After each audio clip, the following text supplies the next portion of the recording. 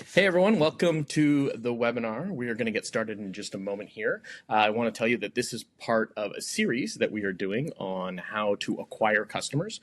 There are 4 ways to acquire customers: cold outreach, advertising, making content, and referrals, which are considered warm leads. And today I'm joined by Raul from He's a digital nomad and growth lead for Candy, a global platform for managing and for your referral campaigns. So, welcome to the screen. Welcome to the stream. Thanks for having me again, Jody. Yeah, you bet. Love it. So we'll get started. We'll just kind of go through some of the questions that the community has asked. Before we do that, tell folks a little bit about your background and how you got started at ReferralCandy. So I joined the company in 2016. Initially, and actually for most of my time at the company, I've been managing partnerships. So, and I think that's kind of how we got to know each other. Yeah, that's how we first met, for sure. So yeah, I used to manage all the relationships we'll have mostly with agencies, but then also with e-commerce platforms, other apps, that kind of stuff. And then for the past like 2 years, I've kind of moved into more like a customer acquisition role. So I lead growth. I guess that's like the formal title. Right, biz dev. Yeah, exactly, something along those lines. So yeah, I mean, just kind of like overseeing all the customer acquisition sort of in general, whether it's through I'll be tuning in for the rest of the webinar series because we're doing all of those. we're doing all of those things. Yeah, we're doing all of those. Yeah, we're doing a lot of content and outreach as well. And so yeah, that's where I'm at right now. So yeah, I've been at the company for like 9 years now, which it's crazy. We've seen how quick that has evolve. gone. Eh? I know. I mean, it feels like a lifetime ago, but I know. Yeah, it really does. So. Yeah, cool. So I think we'll start off. Why don't we just bring everybody up to speed on what a typical referral program looks like, so everybody has some context around what it means to offer referrals for people sending you clients. Yeah, absolutely. So I would say there's kind of like the typical referral program that we've all interacted with as consumers is the one where you get a referral link, and then if your friend makes a purchase using that referral link, they get some sort of discount off their first purchase, and then you, as the customer who made the referral, you get something that you can spend on your next purchase. So typically a discount. So it's typically discounts for both sides. Again, that's kind of like the most typical scenario, and one of the reasons why it works so well is because if you have a good product, if you have a good purchase experience, if you have good support, essentially if you're providing a good experience overall to your customers, you're probably getting referrals already. Right. Referrals happen organically for the most part, and we like to prefer products and restaurants and holiday destinations to our friends and family. So those are going to happen sort of organically. The beauty of a referral program is that you're incentivizing people to refer. Yeah. When I talk to merchants who are kind of on the fence about whether they need a referral program or not, I always sort of thumb the same cadence, which is what's typically happening in their store, is that even if you have a referral program, if you ask your customers, are you willing to refer? And 90% of them say yes. Only a fraction of those will actually go and refer people because again, there's just like so many things that happen in our daily lives. Right. We're probably gonna forget. Only a fraction of those who actually refer will have their friends, click on the referral link and then go to the store. And then from those who go to the store, only a fraction will make a purchase. So it's a funnel. I mean, everybody who's in e-commerce here knows exactly how those funnels work. So if you add incentives along the way, you'll make sure that kind of those gaps, those like steps in the funnel get filled with more people. So if you're offering a reward on your next purchase, if you refer a friend, or if you're offering a cashback, or if you're offering store credit to your customers for referring their friends, you are going to get more. You're going to get more people to actually go and refer. And if you offer an attractive incentive to the friend so they can use on their first purchase, which at the end of the day, that's probably the most important type of offer, because that's the customer you want to actually acquire. Yeah. then you're going to have more people clicking and going to the store and thinking, why not? Let's give it a try. I already got a referral. So again, that's probably that's kind of like the most typical scenario that we've all interacted with. There's a lot of things that come into play. You can create like tiers, rewards, so the referral program is not always the same, and you can make the rewards more attractive as you refer more people.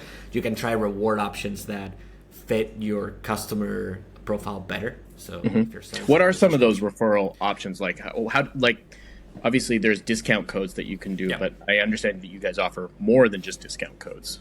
Yeah, so we offer discount codes, cash rewards, so like a payout on PayPal, which is typically used for brands that I actually had this conversation last night with a merchant. It's either with the merchants that use cash rewards, it's either because they're working with influencers or affiliates and they're just paying them for they're just paying them directly for the work. It's a commission, or they're selling a product that customers are not likely going to buy again in the future.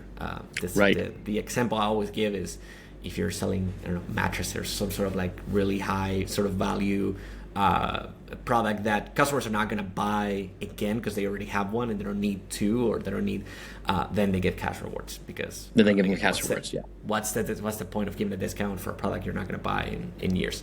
Cash rewards, store credit, which is also something that we actually released fairly recently, and that works really well for those kind of merchants who are thinking that referrals are just kind of like a way to get started on loyalty, and when they think of loyalty, they think of points. In those cases, I think, go with store credits because it's better than points, because your customers know what $1 means, but they don't really know what a point is, unless you're trying to obscure the rewards and why you more confusing for your customers. I think like airline miles and stuff like that. I have 10,000 airline miles. I'm like, but that's not actually, doesn't relate to a mile. Exactly. And everything's kilometers. So exactly. True. Yeah. Exactly. Yep. Interesting. Cool. So there's discount codes, there's cash back, and then there's store credit. Yep. I'd like and then the we also, three main ones, right? Yeah, we also offer one that's like what we call custom. So in case you want to give like a free T-shirt or free merchandise, something like that. Oh, I see. Yeah, like product back. Yeah, exactly. It's a little bit more kind of like open. You can offer anything you want, and then the brand decides what they're actually shipping to the client. But yeah, the top three are cash, coupons, and store credits. Nice. So where in the journey do customers or merchants usually come to you, like when they're considering using a referral app? So like I imagine there are some challenges if you're just trying to do it manually yourself. But can you tell everybody like when they usually are looking at signing up for a referral program? Yeah. So typically when they're in I guess the two main scenarios is either they're like an early brand that is showing like really interesting signs of growth and they want to capitalize on that, and they're already seeing referrals, and they're actually, this is a conversation I had last night. So this merchant I was speaking with, she was telling me that we're getting a lot of traffic that's direct to our website, like way too much. And so we have the suspicion that it's coming from referrals, but obviously we can't track it. Right. So they just thought that the percentage of visitors that were just going straight to the website was a little bit too high. Right. And so they said, we're probably having referrals. So it's either. Do you know what percentage it was? No. She didn't mention. Okay. That would be she didn't mention it. But yeah, she mentioned that it was a little bit too high than what they're expecting, right? Totally. So they had the suspicion that it's gotta be referrals. Early signs like those. So it's either something like that, or customers like just asking customer support if they have a referral program. Like, hey, I want to refer a friend. Like, do you have something I can give them? Right. So those are situations in which the merchant, it's trying to capitalize on some sort of existing organic word of mouth that it's happening. The other one, which is happening more and more, are kind of bigger merchants or merchants that have more, I guess, like more mature phase, and they're trying to get away from ads. Like they're trying to figure out a way that they can grow without necessarily, ads obviously are necessary, but without necessarily having to rely completely on ads. And I've talked to some really big brands that it's surprising how much they still rely on ads, and there Yeah, are brands yeah, that have absolutely. really well-known names, and I'm still surprised when I hear Hmm. that like it any change on Meta affects them. Any Yep. change on like even like the news cycle, like if there's too much going on, people are not really looking at ads, it affects them. So Hmm. I don't know, from like really big brands. So they're looking to basically build a channel that they can own in Right. house instead They're of looking for referrals that typically. stability, right? Exactly. With customers referring other customers to their product, because that's not going to be affected by, Yeah. Meta changing an algorithm or whatever, right? Yeah. We run into a lot of brands that are highly dependent on marketing and Google AdWords and Facebook stuff, and they're one spending a lot of money on it, right? So it's cutting Yeah. into their profits. But the second piece of it is that you're right. Any change that happens, it completely derails like what their expectations are. So, you know, um, making a switch over to a referral program is a really good idea for them. Yeah, I mean it's also, like I said, something they own, so Yeah. nobody else is going to come to take it from them. It's their customer base, is their even if it's not just referrals, like if it's influencers, it's they own the relationship with those influencers. There's no gatekeeper in Hmm. between, and if they're using referral candy and they no longer want to use it, they can just export everything and put it into whatever new platform they're using. So I think that's one of the benefits of the channel, is that one of the very few channels in e-commerce that you can fully own. So Yeah, absolutely. I mean, the advertising portion of, e-commerce, it's great because it's quick, right? You can just put money yep. into it, you're going to get customers back. But if you're looking at building a long-term business, something that's going to last 10 years, and, most of the people on this channel are thinking that way, you need to be able to own that customer. Often Yep. companies that have like seen a lot of success on Amazon get into this position where they're stuck because they don't own the customer. And so, having a referral program is a really strong way to do that. So, since you've seen so many referral programs get started up, what is like some common mistakes that people make when they start thinking about a referral program or setting it up? Yeah. Um, the most common mistake that I see is the lack of promotion.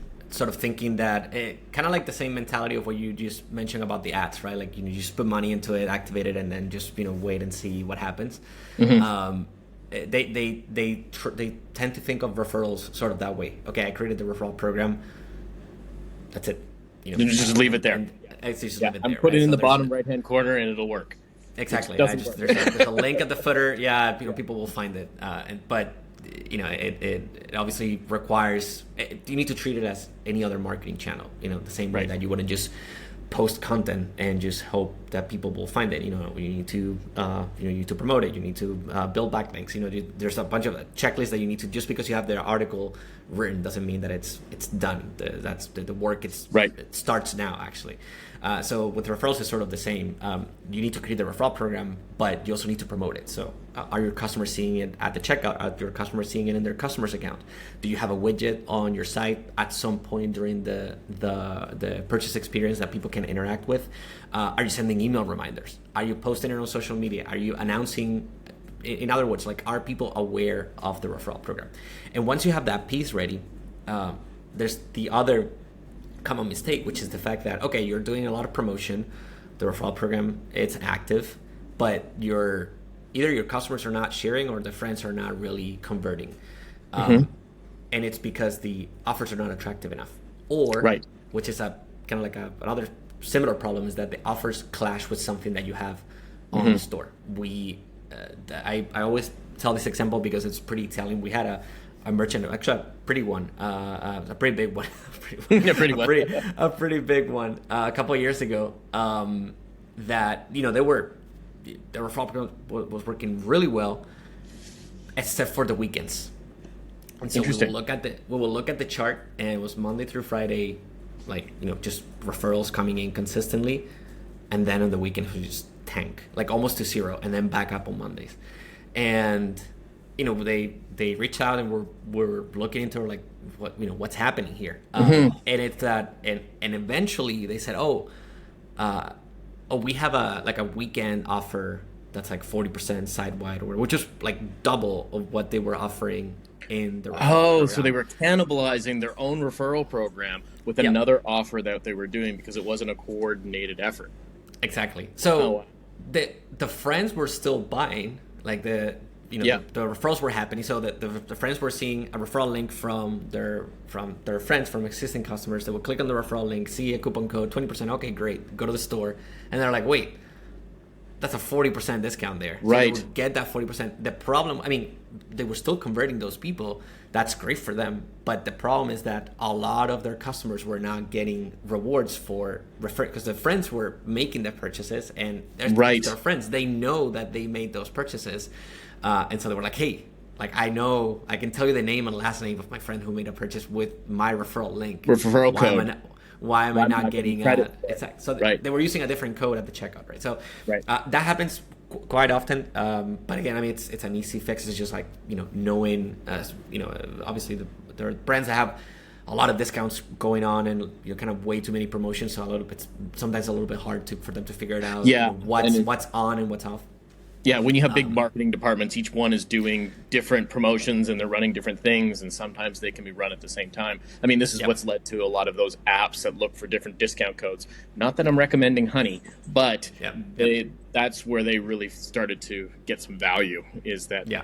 running multiple codes at the same time, you're looking for the best deal. So, I mean, that leads me to kind of like my next question is like, how does a merchant track their ROI? Like, what are the metrics that you're Yeah. looking at? I know you guys have a pretty extensive analytics dashboard, but like, where should people start looking at to see if their referral program is working?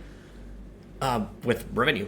Revenue. How much money is your referral program bringing? That's we actually use a formula that's referral rate. So that's revenue that's coming from referrals compared to your monthly revenue, and we also show a graph with that's like the one thing that you look at when you go into the analytics section Right. of ReferralCandy. It's revenue, because I mean, what's really the point of seeing how many people have shared the referral link or how many clicks you've gotten if you're not getting any sales. So that's Right. one that's going to tell you how things are working.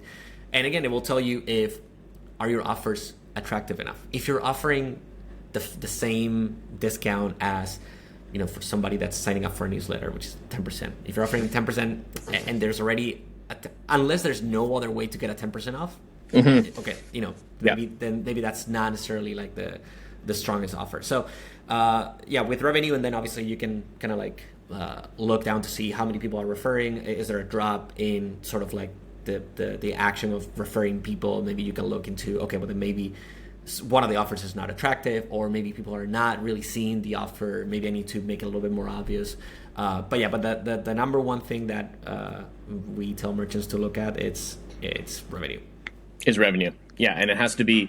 I mean, I imagine the offer has to be equally as good for the person sharing the referral code as it does need to be for the person who's purchasing. Is there a difference that you see between offering the referrer a higher discount than the person purchasing, or is there like a ratio to watch out for, or is it better to just make it even? I mean, the safest way is to do it even, and Yeah. it works in the vast majority of the cases. I've seen some really interesting cases of merchants who, like, they know that their customers love their product so much, and they know that they're going to refer. Like, they know they're just so obsessed with the product, and there's like such brand advocates that are just like, we can afford to give them like a little bit lower offer Right. in exchange for a bigger, like, let's just convert the friend. Right. Because our customer, I mean, and it's not like they're doing it in detriment of the customer. The customer, No. they're actually helping the customer because they're gonna get more conversions. Yeah. And so I've seen some cases where the offer for the friends like double. Right. And if it's a Right. brand new customer, they get 40% off their first subscription, and you get first subscription or purchase, and you get 20. Yeah. And then you can also they can play a little bit with kind of like the conditions of what it's considered a successful reward. So okay, the friend needs to spend $100, and then we'll consider it a successful referral. Things like Referral. that. Yeah. But the most common scenario is it's kind of equal for both. Equal for both. Yeah, that's interesting, because like if you have a strong retention program and people love the product, their reward is by bringing their friends in, because they get that personal reward of like, okay, now I'm bringing my friends in and I'm giving them a huge discount code, right? It may not even be for them, right? So like that's why I imagine it'd be very important to get to understand like why your customers are promoting your referral codes versus like just running with it. And I guess that comes back down to talking to your customers and finding out what's working, what's not working, and most importantly, not cannibalizing your program by offering other free discount codes. So doing less kind of thing. Yeah, exactly. Cool. Okay, so this is a little bit of a different question for you here. Running or being involved in the business, I often find that people make assumptions about your business based on previous things, not yours specifically, but on businesses. They make assumptions based on information that they may have got when you were early starting out. Now, since you've been with the company for so long, I imagine there are some assumptions that people make about ReferralCandy that are no longer true or just completely wrong. Can you talk a little bit about what that's been like or what that is? Yeah. I would say the one thing that people tend to assume about ReferralCandy is that, it's happened a lot over the past, pretty much since I joined, but that's started to change recently with some kind of like bigger changes that we made to our product. But they would see ReferralCandy as like your starting point. So you get started on ReferralCandy because it's lower, kind of lower price. You get started, and then once it starts working, then you can graduate from ReferralCandy and go into kind of like a more something else price. Right. Yeah, and either there's two paths, right? Like they either go, okay, now we're gonna go with full loyalty, and this is sort of like a public service announcement. Yep. Referrals and loyalty are not the same, and you should treat them separately. Yeah. I'm not necessarily saying that you need to have two apps for them, but you need to treat them separately. They're not the same, and they can cannibalize on each other, and they can a loyalty program can end up eating part of your the time spent by your customers on referrals and spent on lower ROI activities. So they're not the same. Keep them separate as much as you can. Keep them separate. Yeah. Yeah. So yeah, it's either like, okay, we graduated from ReferralCandy. This was great, but now we need something bigger, and so we're gonna go with a loyalty app, or we're gonna go with kind of an enterprise solution. And again, I think it's because it's sort of a blessing and a curse that we've been around for so long. That and for a long time, it's true that we were sort of like the app for the SMBs, like the kind of like the startups, the growing businesses, and so I guess in that sense we've done marketing on like that, and so we've probably given that impression to people, but that has changed a lot in the past 2 years. I mean, like the product, like the ReferralCandy product itself, that I've seen it grow over the years. It's totally different what it is now than what it was like 18 months ago. Oh wow! It's totally I'm surprised sometimes. Like, and it's made my life. I mean, I talk to customers, I do demos, and so it's made my life a lot easier as well. But yeah, so that's one thing, and we've had this, and we actually have had this kind of sort of like recurring conversation at the company that it's like, oh, another returning customer. And when we talk to them, it's like, yeah, we went from, we started with you guys, it was working really well, and we went with Redacted, and it didn't work well, and now we're back. And I've seen that happen a lot, especially in the past year. I've seen it happen a lot. Like, I remember one particular case that they said like, no, we're gonna go with this other solution. We have to sign like a 6-month contract or something, but I believe it's gonna work. I was like, okay. And 6 months later, they're like, oh yeah, so yeah, we that's it. I mean, a lot of SaaS businesses go through this similar curve. I mean, Shopify went through the same thing where they were SMB. They launched Plus because they saw an opportunity in the enterprise market, and then people were like, well, no, Shopify's for small little businesses. It doesn't do for enterprise. And it takes a little while for people to realize that, like, oh, actually, they have thought through this product. They do know how to make this product look really good, and it works for enterprise. So that's really interesting. That's really good that companies that are not just startups can flex your product to be able to Yeah. run all of their referral programs. Great. I mean, this has been super interesting for me, and thank you so much for taking the time to jump on and kind of go over referral programs at a high level. If people want to find out more about you or ReferralCandy, where can they find you? They can find me on Twitter, X, Raul Galera. They can look me up there, or LinkedIn, and then referralcandy.com if they want to learn more about the product and see if it works for them. Okay. referralcandy.com will be. Sounds great. And also, Raul is in the community, so you probably can recommend exactly in there as well. And we'll leave links down below for you guys to go there. All right, thank you so much for your time, and thank you very much for everybody joining. Obviously, if you have any questions about referral programs, you can add it to the thread that we're going to post in the community. And wish you guys a happy day.